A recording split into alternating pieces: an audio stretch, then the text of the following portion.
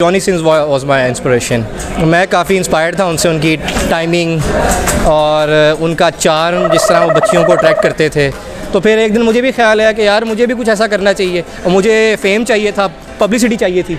सो बस Johnny Sins उस्ताद है अपने मुर्शद पाक। जॉनी सिंस उस्ताद है अपने मुर्शद पाक। जॉनी सिंस उस्ताद है अपने मुर्शद पाक। आज जो स्टार नहीं बल्कि सुपरस्टार हमारे साथ गुलज़ेब मौजूद हैं, जिन्होंने पाकिस्तान में पॉर्न स्टार की दुनिया में कदम रख दिया है और इस वक्त ये पूरे पाकिस्तान में पाकिस्तान के, इंडिया के इमरान हाशमी की जगह ले चुके हैं।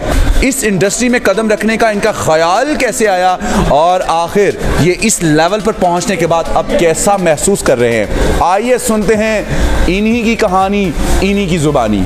कैसा एक्सपीरियंस था आपका पहली मरतबा? कैसा एक्सपीरियंस था? मज़ा आया था, यही कह सकता हूँ। इंस्पायर हुए कैसे? आपके जहन में ख्याल आया कि मैं पॉर्न स्टार बन के एक पाकिस्तान में एक डिफरेंट नाम पैदा करूँ? Well, to be honest, Johnny Sins was my inspiration.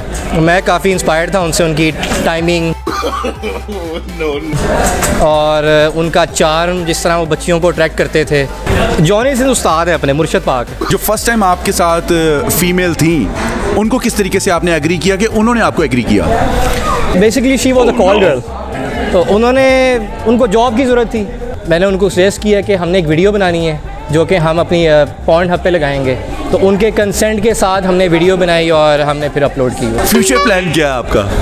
Future plan यही है कि मैं एक बहुत बड़ा डायरेक्टर बनूंगा और अपना एक पॉर्न हब खोलूँगा जिस पे दुनिया के तमाम पॉर्न स्टार्स की वीडियोज़ हुआ करेंगी।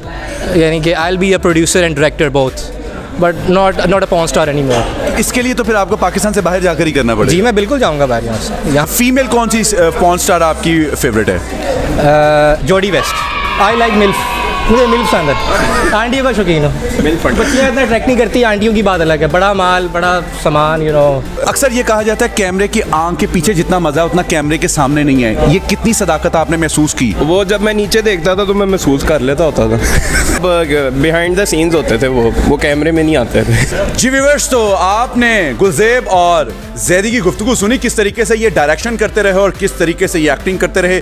मुनफरिद अंदाज, मुनफरिद करैक्टर, देखते हैं कितना सूदमंद साबित होता है। मुझे दीजिए इजाज़त, फिल वक्त के लिए इतना ही। अल्लाह हाफिज़।